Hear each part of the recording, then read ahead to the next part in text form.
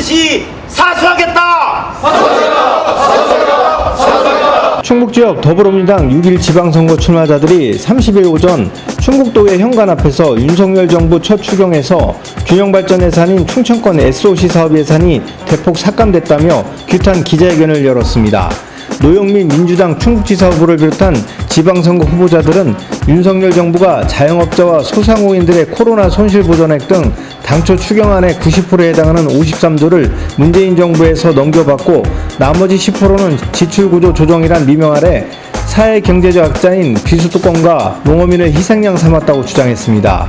이로 인해 충청권 균형발전 예산 1,047억 원이 삭감됐고 여기에는 청주 제천 단양을 연결하는 충청 제1내륙 고속화도로 679억 원 중 125억 원, 청주 영동 연결도로 예산 472억 원 중 109억 원, 북일 남일 국대도 건설 도로 108억 원, 세종 안성 고속도 건설과 평택 오송 이복선화 사업 예산 각각 228억 8천만 원과 476억 원이 삭감됐다고 전했습니다. 노후부는 한창 진행 중인 사업의 예산을 삭감하면 공사기간은 고무줄처럼 늘어날 수밖에 없고 완공 시기가 지연되는 것은 자명한 사실이라며 윤석열 정부가 날려버린 1,047억 원은 단순한 SOC 예산이 아니라 충북도도 이제 골고루 잘 살아보자는 충북도민의 염원이 담긴 예산이라고 강조했습니다. 모든 지원을 아끼지 않겠다고 철석같이 약속했습니다. 그게 2달도 아니고 불과 2주 전의 일입니다.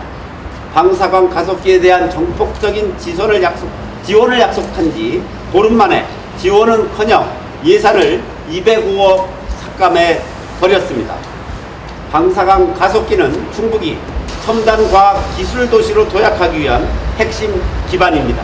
윤석열 정부는 충북 도약을 위한 날개를 너무도 쉽게 짓밟아 버렸습니다. 이번 추경안을 보며 참담함에 가슴을 쳤던 이유가 바로 여기에 있습니다. 충청권 예산뿐만이 아닙니다. 당초 추경안에서는 또 다른 약자인 농업 예산도 수천억 원을 가차없이 삭감해 버렸습니다. 농어촌 지역의 인건비, 비료, 사료 등 가격 상승을 고려하면 농어민이 겪고 있는 어려움을 조금이라도 고려했다면 이 정도로 무참하게 예산을 삭감하지는 않았을 것입니다.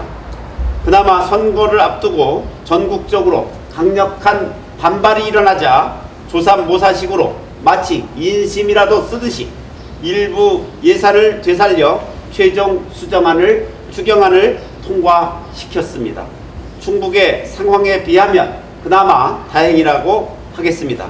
이러한 예산 편성이 앞으로도 계속 이어진다면 비수도권 지역과 농어촌은 수도권과 도시에 밀려서 고사지경에 빠질 수밖에 없습니다. 이에 지역 균형 발전의 상징이자 도농 복합 도시인 충북의 도정을 책임지기 위해 출마한 충북도지사 후보로서 윤석열 정부 첫 추경안의 예산 편성 기조에 대해서 강력하게 항의합니다. 단순한 비판을 위한 비판이 아니라 앞으로 윤석열 정부의 예산 편성 기조를 바로잡기 위함입니다. 정부 예산은 그 정부의 국정 철학을 반영합니다. 대선 과정에서 국가 균형 발전은 필수다. 농어민 예산은 직접 챙기겠다. 라며 그토록 지역과 농촌을 부르짖었던 윤석열 정부는 그나마 이번 추경을 통해 지역 균형 발전에 대한 철학이 부재한 정부의 모습을 여실히 드러내고 말았습니다. 이와 관련 김영환 국민의힘 충북지사 후보도 1시간 차를 두고 기자간담회를 열고 윤석열 정부의 지역균형 발전 정책 우선 추진 의지에는 변함이 없다면서 지출구조 조정을 통해 우선 급한 예산을 사용하고 중단 없이 추진할 사업이라고 해명했습니다. 김 후보는 여론 지지율에서 열세를 면치 못하는 민주당 지방선거 후보자들의 선거 막판 네거티브 선거가 도를 넘고 있지만 끝까지 포지티브 선거전을 벌인다는 기존 방침을 유지할 것이라고 밝혔습니다. 충북메이커스TV 경철수입니다.